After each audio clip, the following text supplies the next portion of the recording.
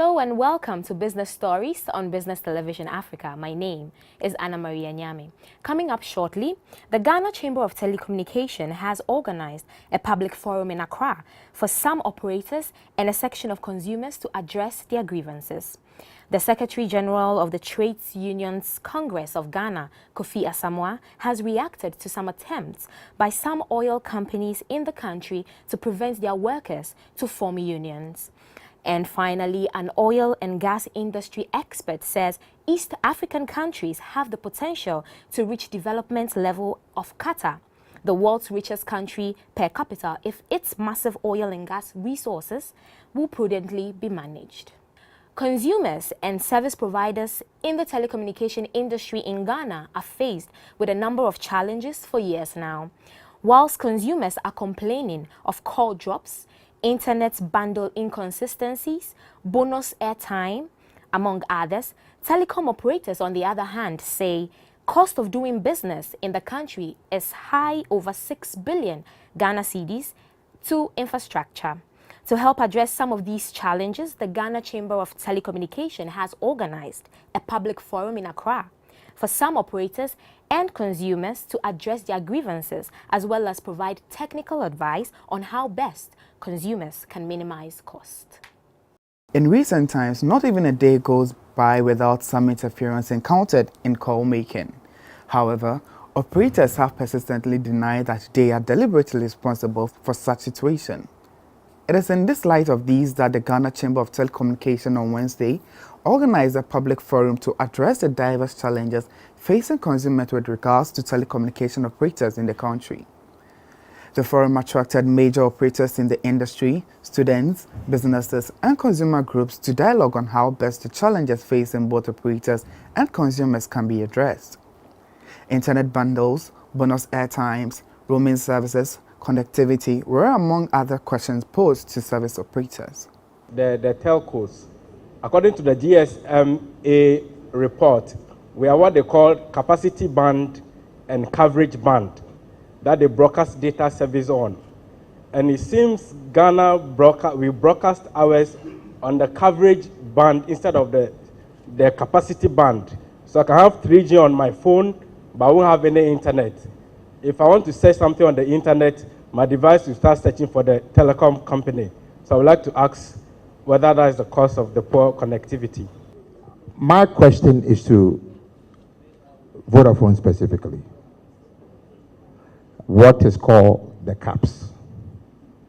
I don't think it's fair, because that is not the practices that is around even some areas in Africa, where prices have gone up, but the liberty to browse unlimited for a month is taken away from me. You claim you're giving me more data. Do I really need it? The question is, allow me to browse unlimited for 1 month for the higher fee. You just gone up on your fees, I think, a week ago. It is not fair for any user, especially with the students over there, who might want to do research, to enhance us to bridge the gap between the countries out there and we in Africa. So I think it's something that we need to look into it again. As to, yes, if you want to charge 100 Ghana, let me browse unlimited for 1 month. It is not fair for you to do what is called the caps. Thank you. Find out. If you dash something to someone, you don't necessarily look for a reward from the same person. On the night free night course, it's like MTN, especially MTN. If they happen to have this free night course, and people will be waiting to have this free night call on the daylight, and if you try to make a call from your credit, I swear, they will, I don't know whether they drag it or they snatch it or they steal it, or I want to find out. So, in fact, for instance, I have 3 networks here. So the day that one will happen to MTN, then it means I have to use other Airtel for the day. Some of the operators responded to the questions posed. Most of us now, we carry the smartphones. They're smartphones and they do stuff on their own. So one critical advice when you're traveling, I've had the roaming shock as well. So when you're traveling, you need to switch off your data. Quite a lot of our customers says, my data service is not running, but you have to actually go into your smartphone and deactivate data. Otherwise, it will consume a lot of your credit, and we get the billing later. And we can show that, okay, the data service was actually running on the other network, because they will present us with a bill. The key challenge is when you're outside the country, we cannot activate your roaming. From the system point of view, we have to activate your roaming on the system before you go out. So once you're outside the country, your roaming facilities cannot be activated. So in addition to, if let's say you have a credit limit of 500 Ghana cedis, the CDRs, the call records from abroad, might take between 12 to 24 hours to come down. So within that 12 to 24 hours, you might have just been on a call to Ghana. My experience was a 7-minute call. This is not tied to just Tigo. There are lots of reasons why we are experiencing this in the industry. One of the main reasons is the rampant fiber cuts that we are having, especially in the western corridors. And anytime the fiber is cut, it impacts the network greatly. So this is a general issue that is happening, and we are trying to address as much as possible. We are trying to reduce the time to fix these sites when they go down. And then also we are implementing a lot of initiatives to ensure that the experience on the network is better in terms of speed, in terms of spamming, putting in anti-spam and stuff on the network to ensure that it's improved. So the interest of the child is also the parent's responsibility. That's very important. What the child does on the internet is actually all the time within the control of the home, the parents, the mother, and the father. There are a lot of things you can do from our side, but there are also a lot of things that parents can do in terms of ensuring that the children are going to sites that are important for their education and not for any social vice. So I believe that I must also add that there are a lot of things you can do on your own computer to restrict children from visiting sites. I mean, you go into your security, you restrict your security to ensure that various sites cannot be accessed on your browser. So I think it's a responsibility for both the parent, and then whilst we're doing the anti-filtering, we also expect our parents who are value customers to also take an action from that. According to the Chief Executive Officer of the Chamber, Kweku Sechi Ado, though operators continue to invest hugely on infrastructure, cost of doing business is still high. He, however, cautioned consumers to pay particular attention to the type of mobile handset they use. You're talking about fake phones. So fake phones reduce or hurt the customer's quality of experience because the components are substandard. So the person you're talking to isn't going to hear you properly, and you are not going to hear the person properly either. All right, because both the mouthpiece and the earpiece are substandard. They drop calls more. They are more likely. About 25 to 30% more drop calls are experienced on fake phones. So the advice is that you try and invest in a genuine handset. But also there's a way to know whether or not your handset is genuine. And all you need to do is dial *#06#. *#06#, and you get an IMEI number which will show up. That will tell you that your handset is genuine. Now, the National Communications Authority, which is the regulator, is doing public sensitization on type approval. So they are looking at regulating the kinds of phones that come into the country to ensure that customers have a better experience, all right? Because some of the complaints are really about the type of devices that you're using, so that we do not confuse the things that the network operator has to improve with the things that have to do with the choices that the subscriber has himself or herself made. Well, first, the decision has to be made by the regulator. That's the industry regulator, that's the NCA. And of course, then you've got the standards authority, which also would have a part to play in it. Just as you're not allowed to, or it's illegal to import fake drugs or fake anything, it applies to mobile handsets and devices as well. In order to be sure whether the phone you are using or about to purchase is of high standard, dial *#06# was a key message passed to consumers at the forum. The Secretary General of Trades Union Congress, Kofi Asamoah, has reacted to some attempts by some oil companies in the country to prevent their workers to form unions. In an interview in Accra on information that some oil and gas service companies in the country are hampering efforts by their local staff to unionize, Kofi Asamoah says such actions contravene the laws of the country and must be resisted. Ghanaians working with various oil and gas companies operating in the western region have hinted of attempts to deny them the opportunity to form unions. Reports say 7 oil companies currently operating in Takoradi have rejected plans by their workers to form unions. The General Secretary of the Trade Union Congress, Mr. Kofi Asamoah, expressed his concern on the issue, referring to constitution provisions which clearly provides that every worker has the right to form or join a union to protect their economic interest. He criticized some multinational companies for exploiting workers and trampling on their rights. The General Transport, Petroleum and Chemical Workers Union, which is the TUC affiliate that operates in the petroleum, oil and gas sector, that to the effect that some companies are refusing to recognize workers' rights to form and join unions of their choice.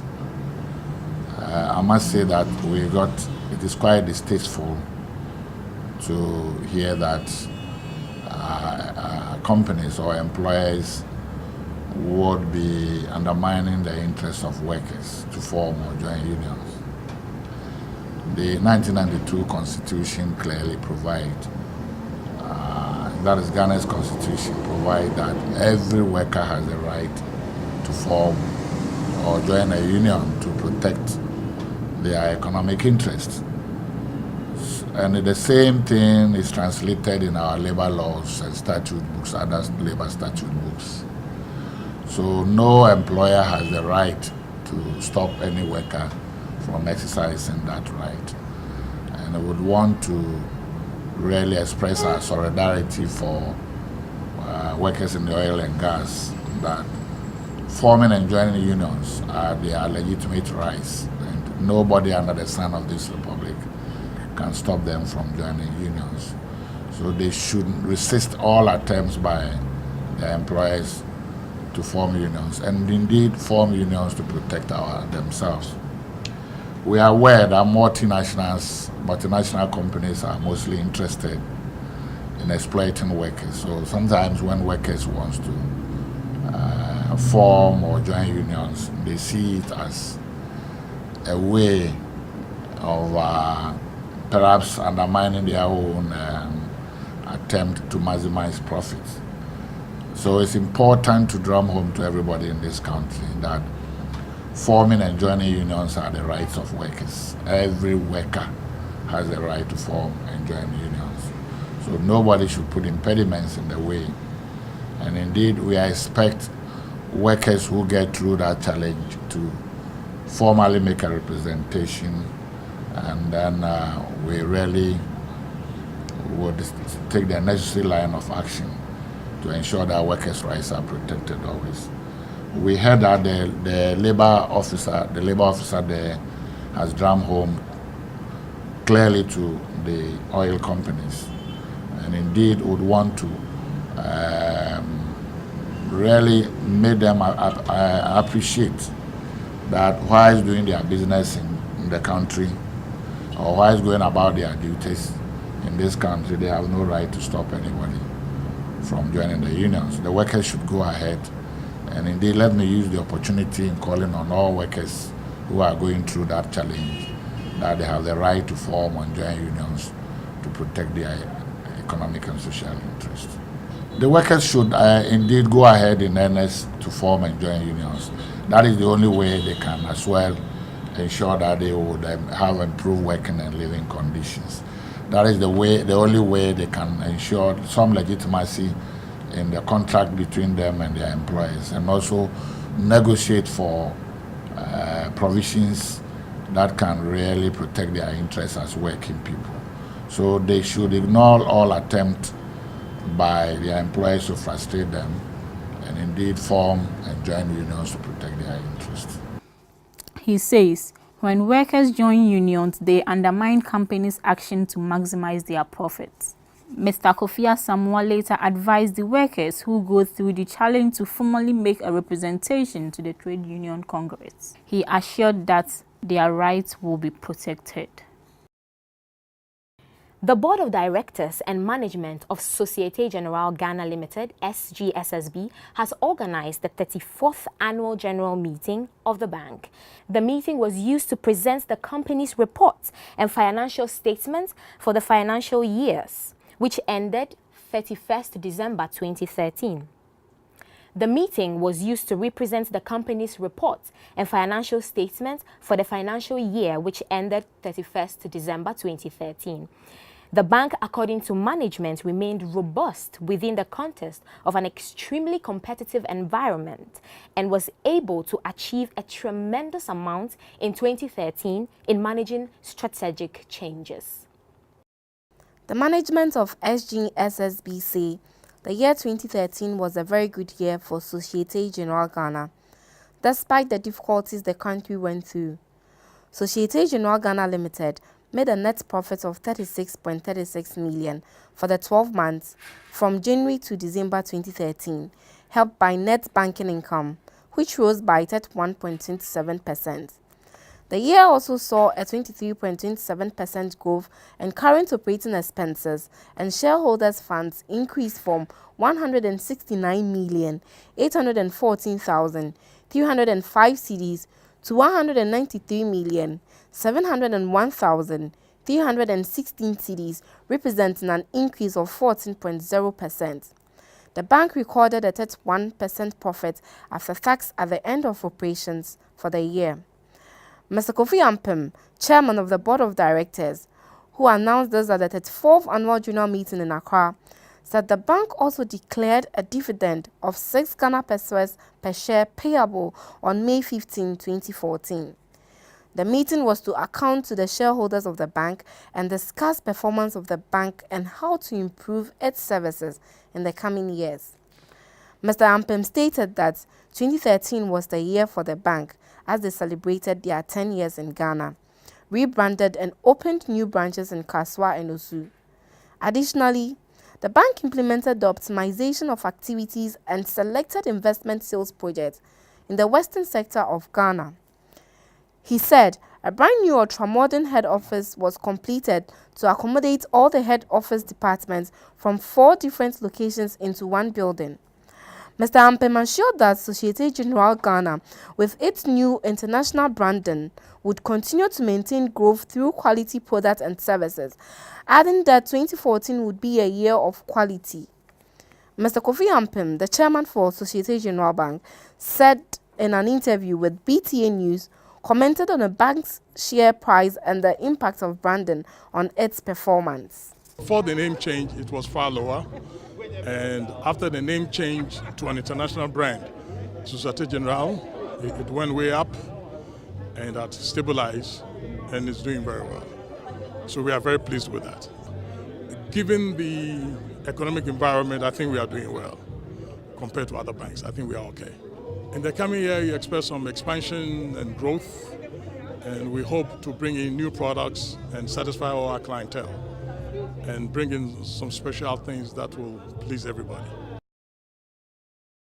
As part of an agreement between the Global Pharma Health Fund and the Center for Pharmaceutical Advancement and Training, CPAT, to improve access to good quality, safe and beneficial medicines, the GPHF has officially handed over first mini laboratory to CPAT at a ceremony in Accra.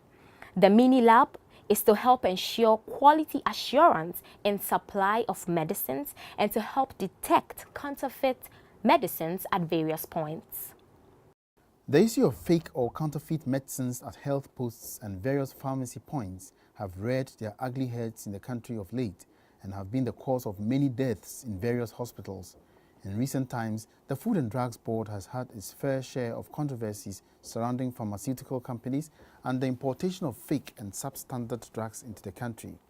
This has resulted in serious financial and legal implications to such businesses found culpable of the menace and threatens their very existence.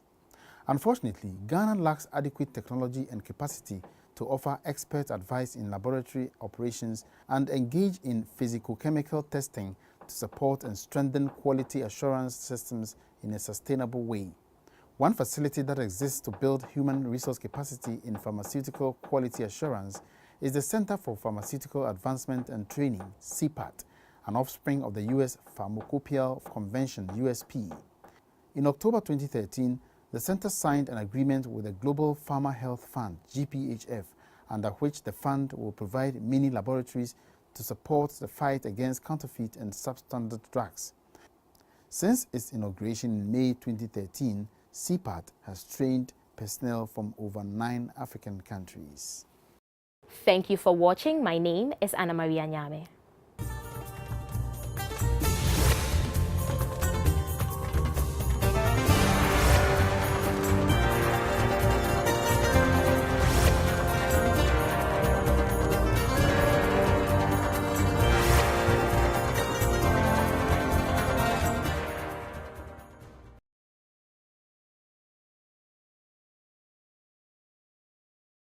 That's it for Business Stories on Business Television Africa. My name is Anna Maria Nyame. Thanks for watching.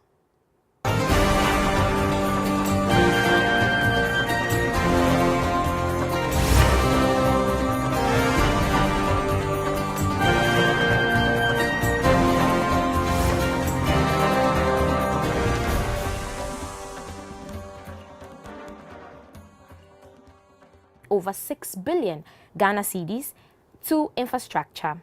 To help address some of these challenges, the Ghana Chamber of Telecommunication has organized a public forum in Accra for some operators and consumers to address their grievances, as well as provide technical advice on how best consumers can minimize cost. In recent times, not even a day goes by without some interference encountered in call making. However, operators have persistently denied that they are deliberately responsible for such situation. It is in this light of these that the Ghana Chamber of Telecommunication on Wednesday organized a public forum to address the diverse challenges facing consumers with regards to telecommunication.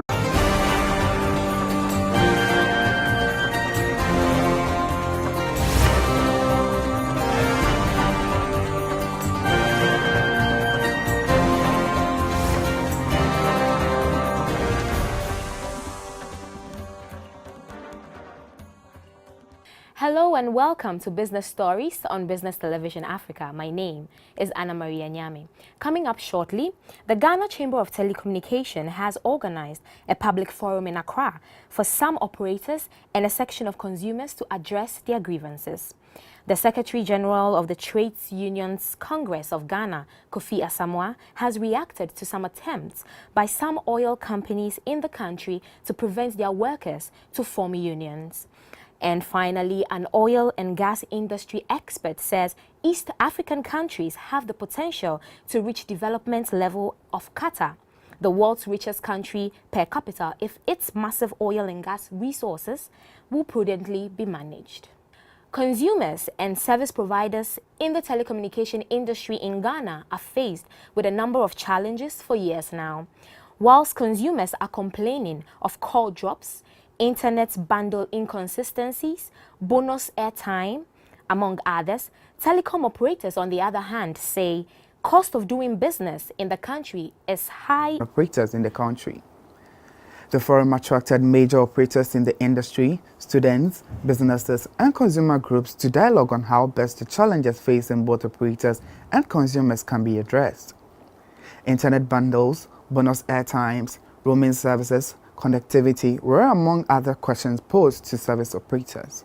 The telcos, according to the GSMA report, we are what they call capacity band and coverage band that they broadcast data service on. And it seems Ghana we broadcast ours on the coverage band instead of the capacity band. So I can have 3G on my phone, but I won't have any internet. If I want to search something on the internet, my device will start searching for the telecom company. So I would like to ask whether that is the cause of the poor connectivity. My question is to Vodafone specifically. What is called the caps? I don't think it's fair, because that is not the practices that is around even some areas in Africa, where prices have gone up, but the liberty to browse unlimited for a month is taken away from me. You claim you're giving me more data. Do I really need it? The question is, allow me